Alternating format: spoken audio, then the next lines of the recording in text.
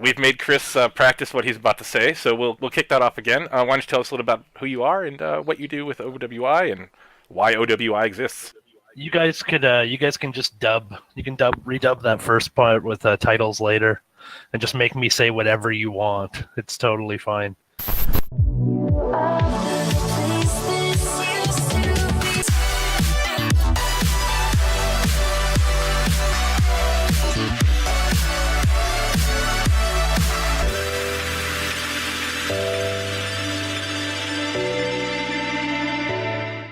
So my name is Irontaxi. First real name is Chris. I worked on Project Reality for a few years as a mapper, and then as a lead mapper for a number of years. And my total commitment was something like 6-7 years or something of that nature.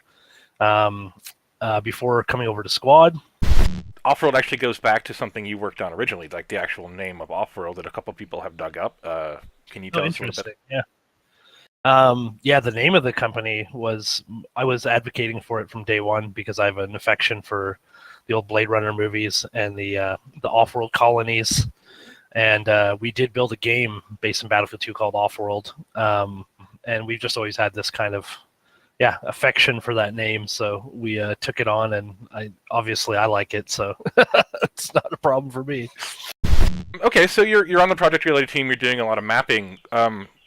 What's the next step? I mean, what did you guys do after that? Obviously, we got to Squad eventually, but there's a lot of space in between there. The reality is a lot of failure. Project Reality 2 was started no less than 3 times on possibly 3 different engines. 2 I can remember offhand at least. And it just never really had, I don't know, I think there was a big kind of battle going on in terms of what it wanted to be, and I don't think there was really a strong leader at the time. But yeah, so those failed, and another version of Project Reality 2 started up. It failed, and then the third version of Project Reality 2 started up in the Cry engine. Really, just not structured to be successful. We lost people as fast as we were getting them on the team, and it fizzled out. I think it took them about 2 years to finally realize it was completely dead. But that's how it evolved, was failure. What made the difference for Squad and OWI as opposed to the early kind of Project Reality 2.0 thing? The failure was a big motivator. When we decided to do Squad, two key events happened. One was all the failures from Project Reality 2. Right out of the gate, I said to Merlin, look, we've got a year. If we don't have something running, functional, and people can play, actually play was one of the conditions, in a year, it's over. We cut it, it's gone. We don't even bother. The second thing was we got a very motivating and very nasty letter from a former developer that we had worked with in Project Reality, who I will not mention his name, which detailed all the reasons we were going to fail. And if anybody knows me, that was the best fuel I ever got in my entire life. I was like, hey, thanks, man. You just lit the rocket. Now I can't fail. So it was something we literally held up as, something we had to rail against, or something we had to pour our energy into not becoming. It's funny to say, but that negativity was actually a massive motivator for the first year. 2 parts. Where do you see the future of Squad being, and are there any plans for what comes after Squad?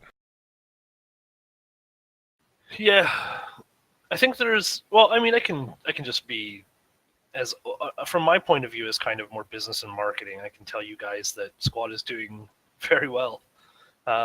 It's a very healthy from a business point of view. Revenue has actually only increased year over year, which has blown our minds. We sell more units and get more people on an average day now than we ever have. That obviously has, it's actually motivated us in terms of seeing what it could be. And I think a lot of the stuff that we want to work on in the coming year is obviously the things we have yet to deliver, like the tanks and the helicopters, but those things are already very much in process. This growth actually helps us because it puts us in a financial position where it becomes less risky for us to invest in fixing these things. Also, it's kind of ironic, but the longer we wait, because of Fortnite, the better the engine's getting. So we do have the intent to keep adding content. We have some secret projects going, which you guys will not get any leaks out of me about. That will extend the longevity of Squad and make it actually kind of something we weren't sure if we'd ever be able to do, which is a bigger content base, more stuff, quote unquote, and just see it growing. I mean, I'd be super happy if people were playing it in 10 years. That would be like a dream.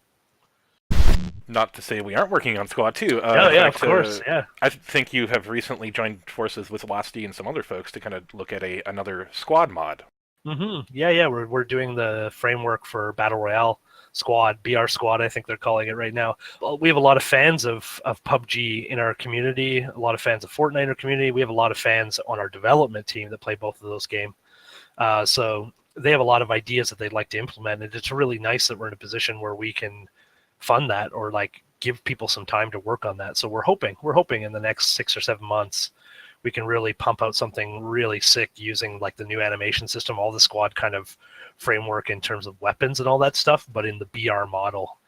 We've got a 17-kilometer long island we're working on, and it's pretty cool. Where do you see the future of WBI? SNS123 wants to know if we want to become a big studio. Are we aiming to remain independent? I mean, these are big questions, but the main branch is obviously Squad. It's still doing really well. We obviously have no desire to not support it whatsoever. A lot of our guys obviously still even play it, and we're like years in now. That is kind of always going to be our core component of the business.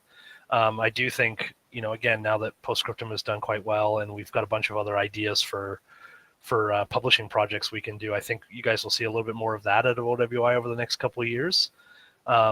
BR is a great example of where we're going to try and start prototyping stuff. We're in a kind of an advantageous position right now where we've got enough in the bank that we have a lot of breathing room.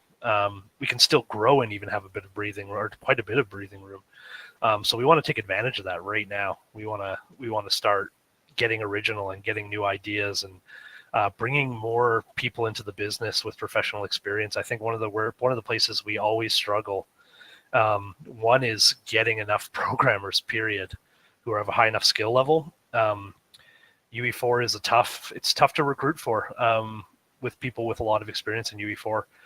And number two will be a gradual evolution of our art pipeline until we actually start hitting the AAA level. And that's going to I suspect that'll take years. I mean, Ubisoft and these guys do not do this kind of stuff overnight. It takes them years to do this. So we need to start doing, or we have started doing that already. But, I think that's one of our weaknesses actually is our art side and our environment side. So is there going to be an SDK for Postscriptum?